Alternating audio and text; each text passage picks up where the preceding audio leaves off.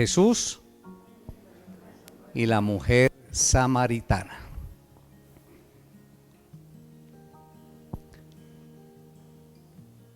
Hay una interrogante que yo creo que nos abriga a todos nosotros en nuestra vida cristiana. ¿Cómo hablarle a alguien del Evangelio? ¿Solamente esa preocupación ha sido mía? ¿Cómo iniciar un diálogo con una persona para presentarle el Evangelio?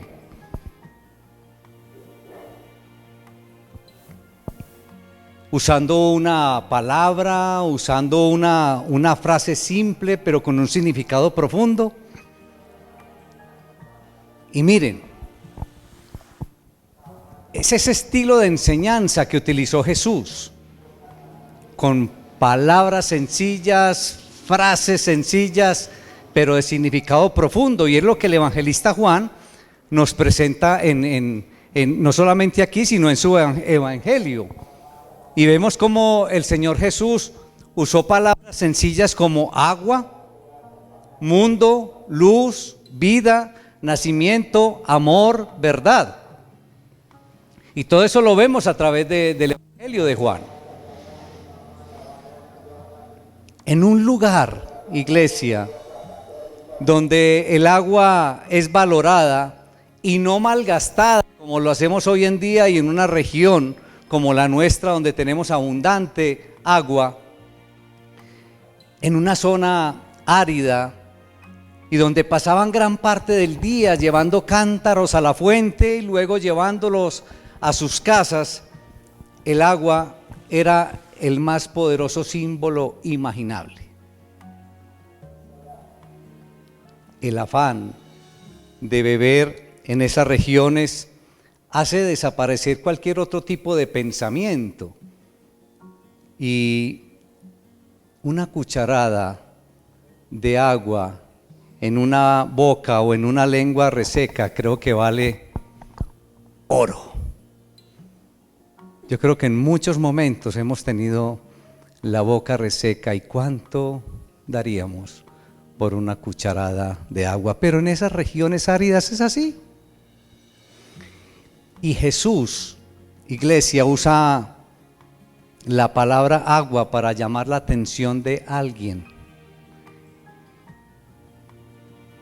a alguien que le iba a presentar las buenas nuevas de salvación, a alguien que le iba a presentar su propio evangelio. Veamos la manera entonces cómo fue la enseñanza, y los invito para que continuemos en el evangelio de Juan capítulo 4, pero nos vamos a ubicar a partir del versículo 39. Leímos el contexto, o leímos todo el capítulo hace unos instantes, porque es necesario, como siempre, enmarcar la porción de la palabra dentro del contexto. Evangelio de Juan, capítulo 4, versículo 39 en adelante. Y muchos de los samaritanos de aquella ciudad creyeron en él por la palabra de la mujer, que daba testimonio diciendo: me dijo todo lo que he hecho. Entonces vinieron los samaritanos a él y le rogaron que se quedase con ellos, y se quedó allí 2 días. Y creyeron muchos más por la palabra de él. Y decían a la mujer: ya no creemos solamente por tu dicho, porque nosotros mismos hemos oído y sabemos que verdaderamente este es el Salvador del mundo, el Cristo. Padre, te alabamos, te damos honra, Señor, te damos todo el honor en el poderoso nombre de Cristo Jesús.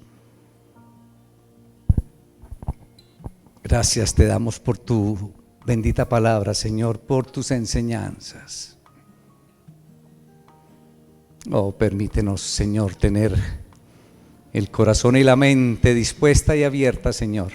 Que tu Espíritu Santo esté ministrando en todos nosotros, Señor, en esta linda mañana. Que podamos recibir tu enseñanza, Señor, tu enseñanza maravillosa, ese refrigerio. Señor, que estemos sedientos de ti, Señor. Y estamos seguros que tú calmarás nuestra sed en esta mañana. Te alabamos, te damos honra, te damos todo el honor en Cristo Jesús. Amén. Hermanitos, a través de la porción de hoy vamos a ver que Cristo es nuestra prioridad. Cristo nuestra prioridad. Para entender con claridad, iglesia, una porción como la del día de hoy, es necesario recordar algunos aspectos de la historia del pueblo de Israel. Y yo sé que algunos de ustedes van a decir, otra vez, pero créanme que cada vez es necesario y cada vez queda más claro. Y que al menos para uno de ustedes que quede o que dé claridad, este recorderis que vamos a hacer vale la pena. Después de la muerte de Salomón, las 12 tribus de Israel se dividieron. 10 tribus conformaron el reino del norte, que se llamó o tomó como nombre Israel, y 2 tribus conformaron el reino del sur y se llamó Judá. La capital del reino del norte, de las 10 tribus del reino del norte, era Samaria, y la capital de las 2 tribus que conformaron el reino del sur era Jerusalén. ¿Correcto? Hasta ahí vamos muy bien. En el año 722 antes de Cristo, el reino del norte fue cautivo, fue tomado por el imperio asirio, y fue así como muchas personas de distintos lugares del mundo fueron llevados allá a las ciudades del reino del norte, y entonces se dieron matrimonios entre estas personas extranjeras y los israelitas de aquella región. Y esto dio entonces pie a dio lugar a una población mixta. Esta población mixta es la que conocemos como los samaritanos, ¿correcto? Hasta ahí vamos bien. Entonces, ¿de dónde salieron los samaritanos? Siria, pero ¿de Asiria con quién? Ojo, no de Asiria. Es decir, cogió el imperio asirio, invadió al reino del norte, llevó mucha gente extranjera, se unieron en matrimonios, y de todas esas uniones, entonces salieron los samaritanos, lo que conocemos como los samaritanos. Aunque alguien que haya nacido en Samaria, también, ¿cómo lo llamamos? Podría ser, ¿cierto? Pero los samaritanos como tal salieron de esa unión, de todos esos extranjeros que llevó el imperio asirio y se unieron con los israelitas del reino del norte. ¿Qué pasó entonces? ¿Qué llevaron estos extranjeros? ¿Qué llevaron estos extranjeros, María Elena? ¿Qué llevaron estos extranjeros allá? ¿Ah? Llevaron dioses, llevaron su cultura. Entonces imagínense como todo lo que recibieron entonces todos estos personajes de allá del reino del norte. Entonces le agregaron a la religión hebrea todo lo que podríamos llamar los cultos paganos, los cultos de ellos. Los judíos entonces, es decir, los del reino del sur, cuestionaban entonces la pureza racial y la pureza religiosa de los samaritanos por todo esto que había pasado. Adicionalmente, los samaritanos construyeron lo que podríamos denominar un templo rival. ¿Un templo rival a cuál templo? Al templo de Jerusalén. Ellos construyeron allá en el reino del norte entonces un templo allá en el monte de Gerizim, un templo rival al templo de Jerusalén. Entonces, ¿cómo veían los judíos del reino del sur a los samaritanos? Los veían como traidores, los veían como enemigos. ¿Hasta ahí vamos bien? Ok. Si uno no entiende esta historia, entonces no va a entender un pasaje como Jesús y la mujer samaritana. ¿Correcto? Por eso es que vuelvo y repito, y creo que ya les queda muy claro, ¿cierto, Felipe? ¿Hasta ahí vamos bien? Excelente. Entonces, tenemos aquí el relato de un simple pedido que hace nuestro Señor Jesús a una mujer y el pedido fue: dame algo de beber, que culmina con el descubrimiento que Jesús es el Mesías, que Jesús era el Salvador. Al comienzo y al final de esta conversación se advierte la diferencia entonces entre el viejo orden y el nuevo orden iniciado por nuestro Señor Jesucristo. Les voy entonces a parafrasear un poco toda la historia para llegar al final a la porción que nos regala el Señor hoy. Jesús sale de Judea rumbo, a ver si se acuerdan, a Galilea, de Judea rumbo a Galilea. Ese era el destino, ¿cierto? Simplemente que él tenía que tomar una ruta para ir allá. Lo normal en aquel entonces es que se fueran rodeando, es decir, por un costado de Samaria para no pasar por Samaria, porque digamos que no era la ruta más popular por todo lo que acabamos de describir, ¿cierto? Por el concepto que tenían los judíos de los samaritanos. Sin embargo, Jesús tomó esa ruta para pasar por ahí por Samaria, y no creo que haya sido por ser la ruta más corta, sino especialmente porque Jesús sabía que allá había una mujer muy pecadora con un corazón desesperadamente sediento. Pero adicionalmente Jesús también sabía que en ese lugar habían muchas otras personas que al oírlo entonces experimentarían el renacimiento que el Hijo de Dios ofrece. Entonces no fue casualidad que el Señor hubiera escogido esa ruta, porque Jesús siempre ha ido en busca de los pecadores. Siempre, siempre. Él mismo declaró: los que están sanos no necesitan de médico, sino que los que necesitan médico son los enfermos. Y también decía: no vine a buscar a justos, sino a pecadores al arrepentimiento. Y eso es lo que hizo Jesús en esta ocasión. Pero aún en el siglo nuestro, aún en el siglo XXI, hermanos, en un mundo que está lleno de personas con sed de vida eterna, creo que toda esta declaración sigue totalmente vigente para nosotros hoy. Dice la porción de la palabra que era la hora sexta, estamos hablando del mediodía. Y en ese lugar entonces, en esa zona caliente, árida, seca, ¿ustedes se imaginan el calor a esa hora? El calor era totalmente abrasador. Y es el momento, obviamente, a esa hora en que la gente se dedica a descansar por los rayos tan fuertes del sol. Pero el relato señala que Jesús estaba cansado y sediento a esa hora, en ese momento. Y a pesar que el evangelista Juan nos quiere enfatizar o mostrar entonces la divinidad de Jesús, también nos está mostrando aquí qué aspecto de Jesús: la humanidad de Jesús. Estaba cansado y sediento. Y aparece entonces en escena una mujer perdida, cuya vida moral era condenada por toda la sociedad en ese tiempo.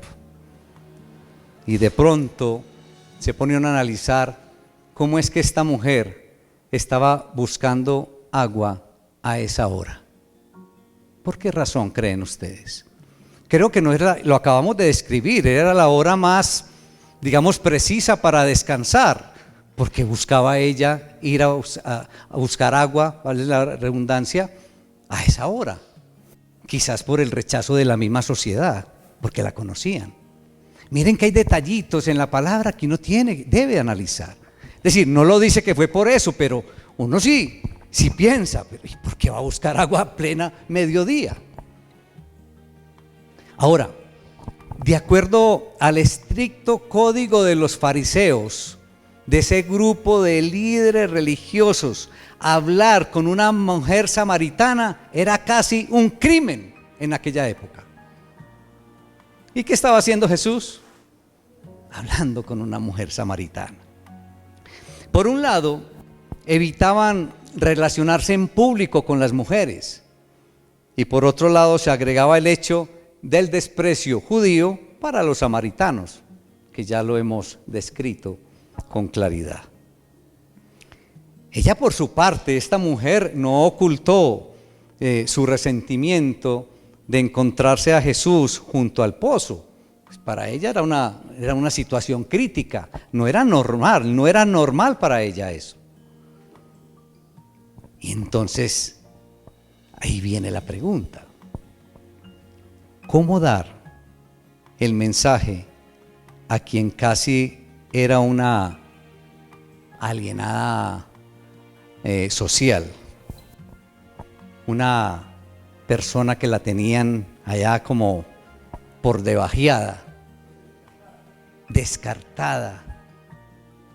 Es decir, ¿cómo darle el mensaje a una persona de estas? Y créanme que nosotros somos muy dados a eso, o díganme que no, hermanitos. Escogemos a quién presentarle el evangelio, porque decidimos quién sí y quién no. ¿Cómo darle el mensaje a una persona como esta?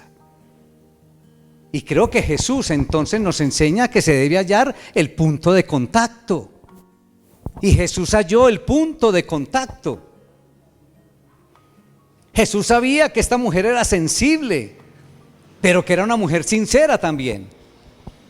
Y cuando ella confiesa su necesidad en forma inmediata, Jesús le ofrece agua. ¿De qué? Agua de vida. Hermoso esto. Sin embargo, el orgullo de la samaritana, por ese orgullo se resiste con la idea de que un judío pudiera producir agua donde el mismo Jacob tuvo que cavar para hacer el pozo.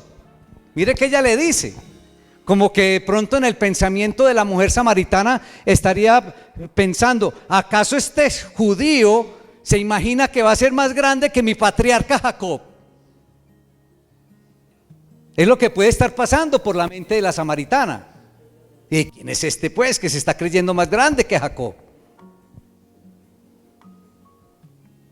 Y entonces progresivamente Jesús comienza a despertar en esta mujer pecadora una tremenda sed por el agua de vida, el agua que llena, el agua que refresca el corazón. En ella entonces empieza a crecer una ansiedad para saber si es cierto que este hombre, que aún no conocía, que estaba junto al pozo, entonces, es decir, ¿qué tipo de agua de vida le podía dar? Si se refería a agua física o qué, o si esta persona era un simple hombre o era mucho más que un hombre. ¿Se imaginan lo que pasaba por la cabeza de la mujer samaritana? Además, noten ustedes que Jesús le habló utilizando términos sencillos y términos que ella comprendía, y se refería a situaciones con las que realmente la mujer samaritana se identificaba. No tuvo que rebuscarse palabras ni temas por allá raros. Jesús utilizó terminología sencilla y que ella conocía. Y Jesús pasa entonces del agua física al agua espiritual. Realmente Jesús lo que le estaba hablando a ella era del perdón, y esta mujer estaba llena de culpa. Jesús le estaba ofreciendo satisfacer la sed que ella tenía, pero la sed que tenía en su conciencia. Y prácticamente lo que le estaba diciendo Jesús es: puedo satisfacer la sed de tu corazón y puedo perdonar tus pecados. Porque Cristo es una fuente interna que satisface la sed del corazón. Es un agua que sacia lo que el dinero, ni los placeres, ni las drogas pueden satisfacer. Ese es el agua viva que nos puede dar el Cristo. Y el Señor además le revela dos cosas a esta mujer samaritana. No solamente, en primer lugar, le revela su pecado, pero también le revela el remedio para su pecado. Eso es lo que le está revelando Jesús a la mujer. Le revela el pecado y le revela el remedio. Ahora, miren lo importante que es lo que hace Jesús. Jesús no encubrió el pecado de la mujer, ni simuló desconocer el mal que había hecho esta mujer. No consideró el pecado de la mujer como algo superficial que se pudiera pasar por alto, como muchas veces hacemos. Todo lo contrario, iglesia. El mal debía salir a la luz para que la operación fuera eficaz, mis hermanos. Para que esta mujer entonces se sometiera al toque de la mano del Hijo de Dios y así se extirpara este cáncer del pecado. Hermanos, ¿cuántas veces queremos ocultarle el pecado al Señor? Como si Él no lo supiera todo. El pecado, como lo vemos aquí, el pecado debe salir a la luz para que la operación entonces sea eficaz. Y esta mujer de verdad tenía sed de amor de la vida. De otra manera, ¿por qué corría de hombre en hombre? Tenía sed de amor.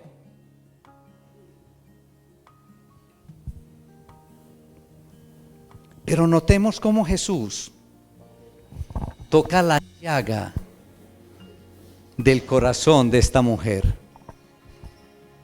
Jesús toca la llaga del corazón de esta mujer. Y cómo, a pesar de Jesús ser directo, mis hermanos, su método es suave y compasivo. Le mostró amor y compasión a la mujer. O sea que no es que no debemos ser directos, debemos ser directos, pero debemos ser amorosos y compasivos.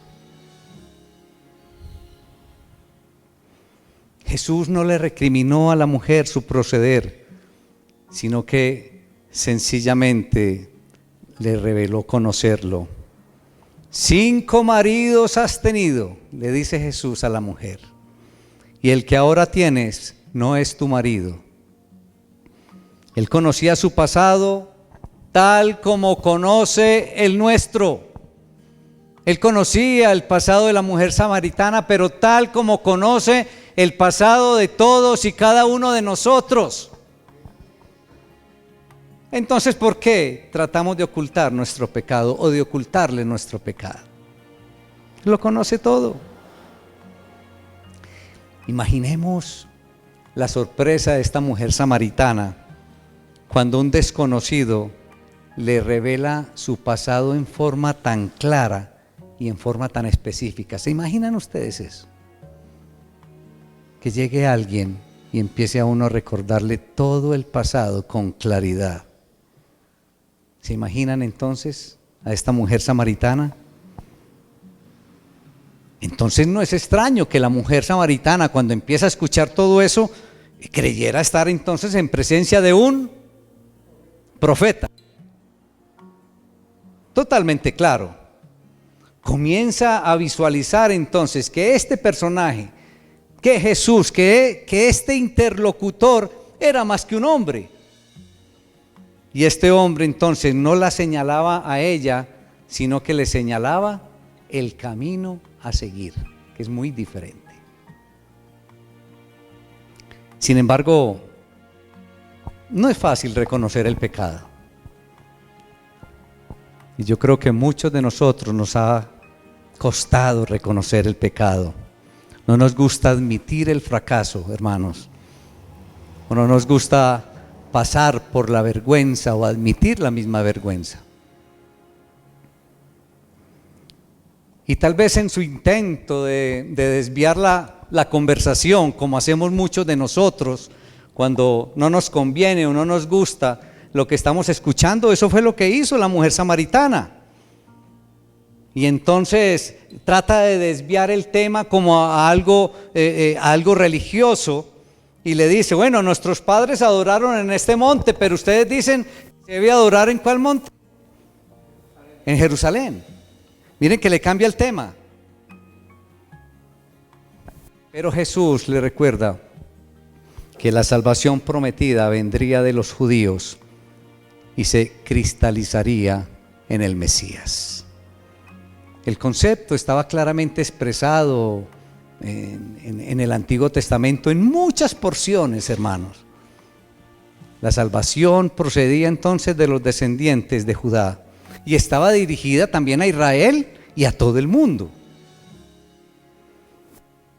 La mujer samaritana comienza entonces a descubrir que el hombre con el que estaba hablando era el Cristo. El Cristo. Eso es lo que ella empieza a descubrir, que era el Cristo, el Mesías prometido, el Hijo de Dios. Pero con esa respuesta de Jesús en el versículo 26, esa respuesta es contundente. Con ese yo soy, esa fue la respuesta de Jesús. Yo soy. Jesús le revela que allí está la solución para los problemas de su vida.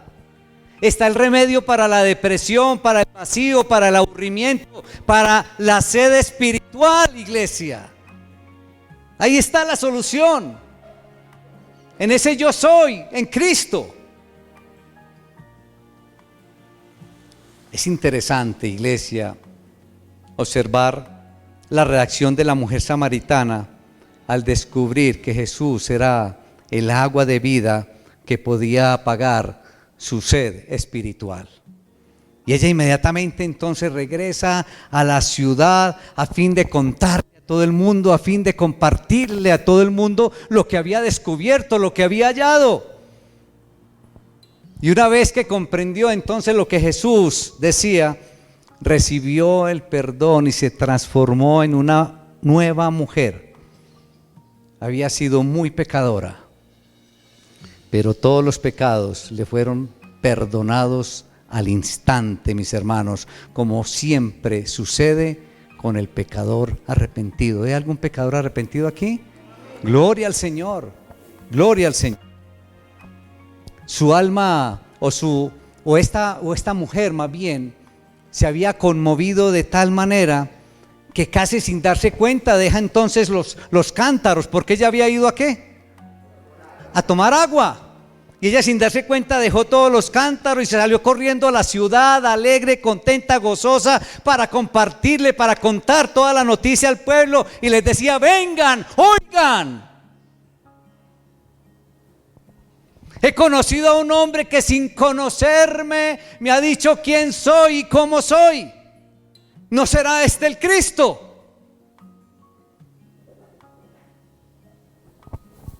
Cuando yo escucho algo como esto, me da una pena con el Señor, hermanos.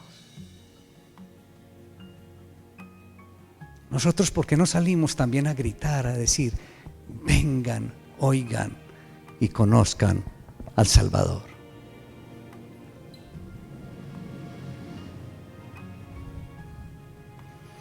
Vengan, oigan. He conocido a un hombre que me ha dicho lo que soy, lo que he hecho.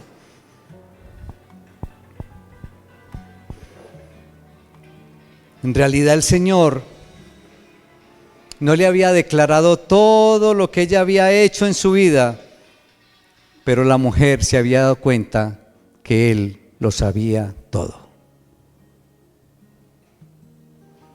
Y la Escritura relata que cuando el pueblo oyó lo que la mujer había dicho, todo el pueblo acudió a ver a este profeta.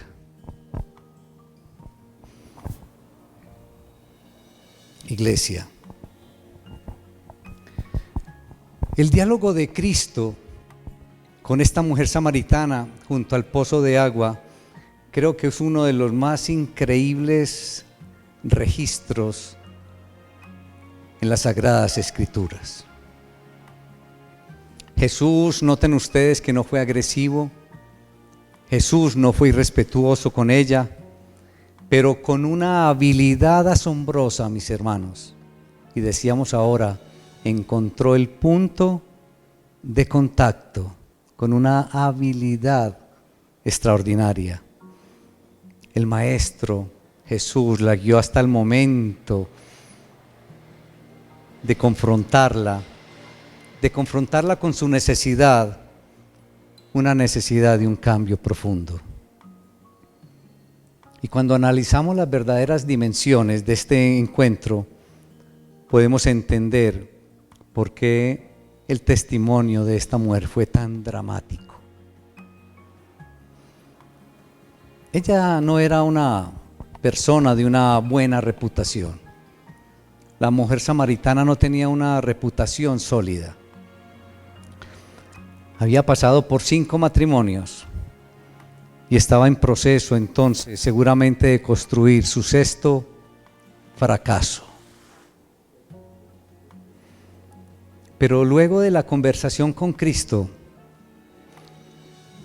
algo aconteció en ella que convirtieron sus palabras en un testimonio vivo y en un testimonio dramático. Toda la aldea, todo el pueblo vino a conocer al profeta que le había revelado la verdad de Dios. Y terminaron rogándole a Cristo que se quedara con ellos. Y muchos, dice la palabra, muchos de ellos creyeron por la palabra de Él. ¿Por la palabra de quién? De Jesús. El testimonio de estas personas señala la importancia de una experiencia personal con Cristo. ¿Se están dando cuenta, hermanitos? La mujer samaritana va y cuenta, vengan, vean, quizás es. Ellos van primero por lo que escuchan de la mujer, pero luego ¿por qué creen? Por el contacto con Cristo. Miren qué importante es ese contacto con el Señor. A la mujer le decían, ya no creemos solamente por lo que tú dices, ya no creemos solamente por tu testimonio, sino por lo que hemos oído personalmente de Cristo. ¡Qué belleza, hermanos! La experiencia inicial por el testimonio de la mujer rápidamente fue reemplazada por el contacto personal que cada uno de ellos tuvo con el Mesías. Y las vidas de ellos, de todas estas personas, fueron transformadas.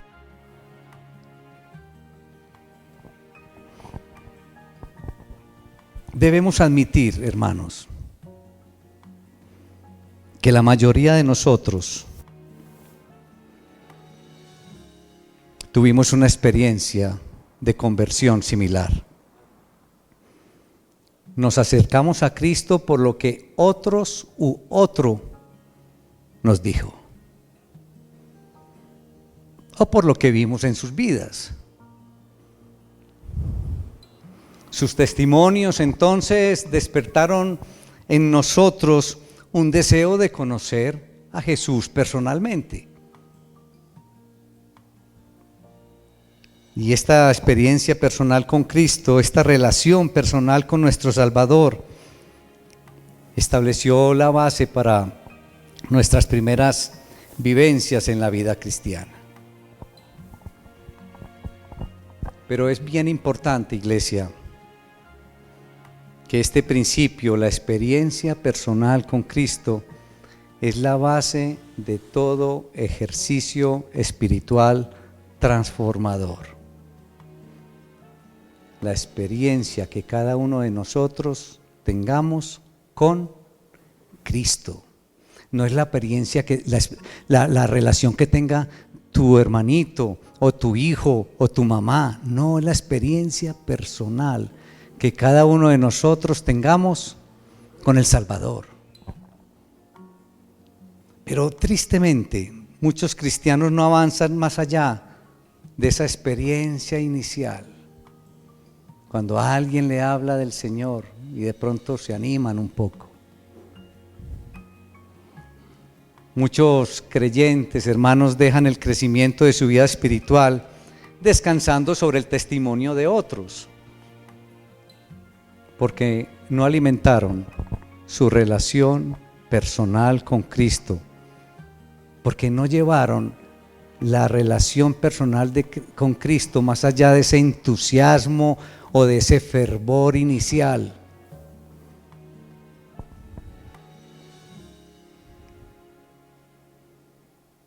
Esas personas, hermanos, que no alimentan, que no crecen en la relación personal con el Señor, saben que Cristo es real, pero no por la experiencia propia, sino por el testimonio de otros. Qué tristeza eso. Con el pasar del tiempo, hermanos, esto produce un cinismo y esto produce una religiosidad que seca toda expresión inicial de gozo. Me estoy haciendo entender con lo que les digo, hermanitos.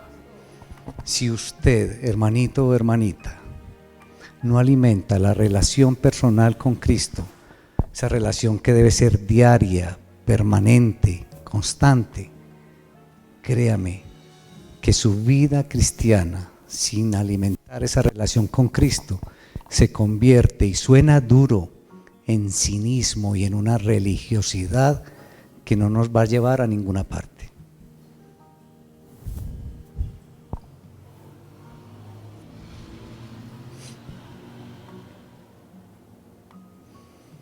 Qué importante es, hermanitos, que cada día renovemos nuestra relación personal con Cristo.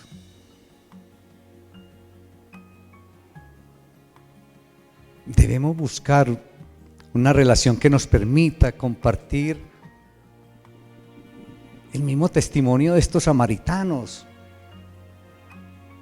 Cuando gritaban y le decían a la mujer: ya no creemos solamente por lo que tú nos has dicho. Pues nosotros mismos hemos oído y sabemos que verdaderamente este es el Salvador del mundo, es el Mesías, es el Cristo.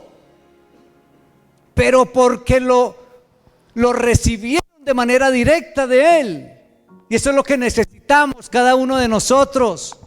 No por lo que me diga mi hermano de Cristo, no por lo que yo experimente de Cristo, por mi relación personal con Cristo, por mi relación directa con Cristo. Que le podamos decir a aquel que nos presentó el Evangelio: ya no creo por lo que tú me dijiste, ya no creo por lo que tú me contaste, ahora creo es por lo que he recibido directamente de Cristo, pero porque lo vivo, porque tengo una relación permanente, constante, que me hace crecer en mi vida cristiana.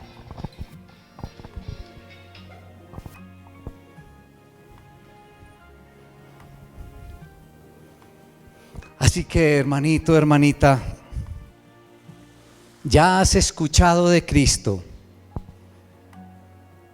Ahora te toca tener y mantener una relación personal con Cristo. ¿Qué vas a hacer? Y la primera reflexión que nos deja una porción como esta es: bueno, ¿y cómo es mi relación con el Señor? ¿Qué tipo de relación tengo con Cristo? Quizás esa relación que tengo con muchos amigos que digo querer mucho y nunca hablo con ellos, nunca los visito. ¿Qué relación tienes con Cristo? ¿Cada cuánto hablas con Él? ¿Cuándo lees? ¿Cuál es su voluntad? ¿Qué es lo que Él quiere para ti?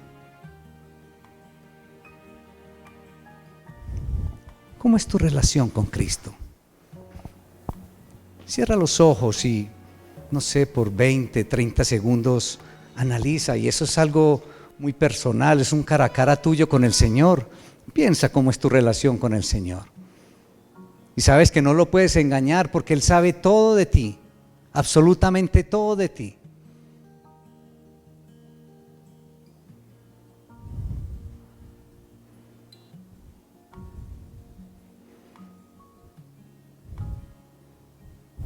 A lo mejor dices, sí, yo soy cristiano y voy a la confraternidad de Laureles, pero ¿y qué relación tienes con Cristo?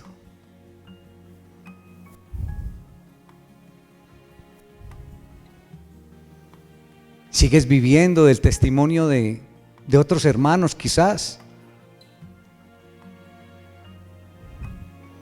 Esto es personal, esto es de cada uno de nosotros con el Salvador.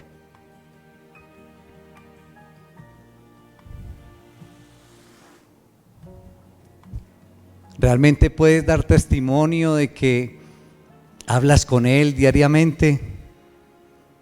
¿Que el Señor te ministra diariamente?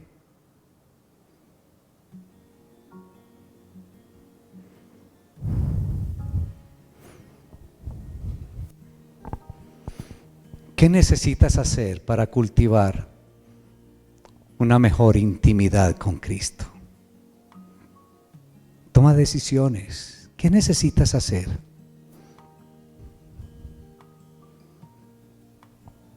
Para tener una intimidad, una relación personal con Cristo, una relación directa con Cristo, una relación diaria con Cristo. ¿Qué necesitas hacer? ¿Qué cambios necesitas? ¿Qué decisiones necesitas tomar?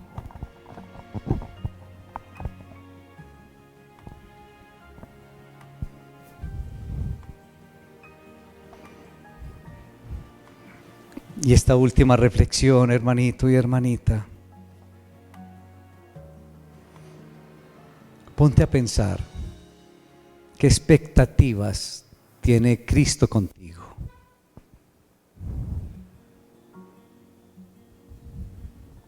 ¿Cómo te verá Cristo a ti?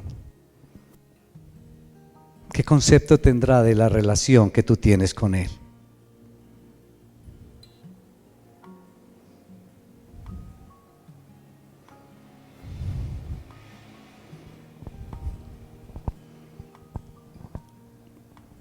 Padre, te damos gracias por tu palabra. Te pedimos perdón, Señor, porque a veces,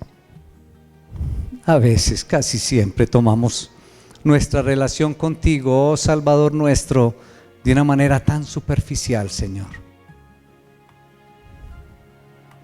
E igual que nuestras amistades terrenales, Señor, te cogemos confianza, te tomamos confianza, Señor. Más de la debida quizás.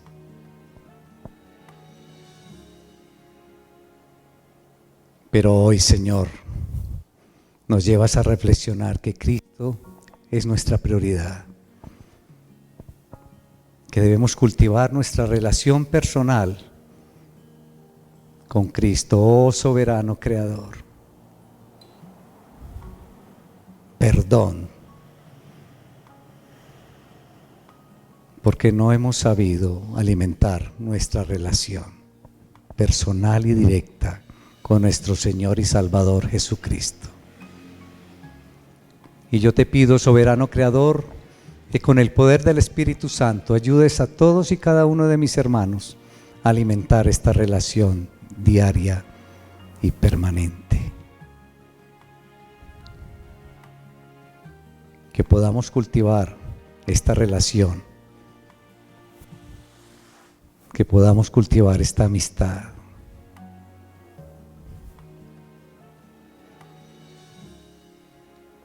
Y que podamos también contarle a muchos,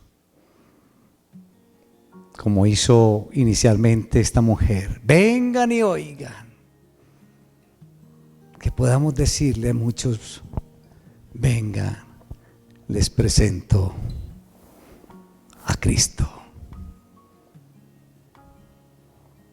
Y que podamos, Señor, utilizar la metodología de Jesús, una metodología sencilla, pero eficaz, Te alabamos, Señor, te damos la honra y la gloria en el poderoso nombre de Cristo Jesús.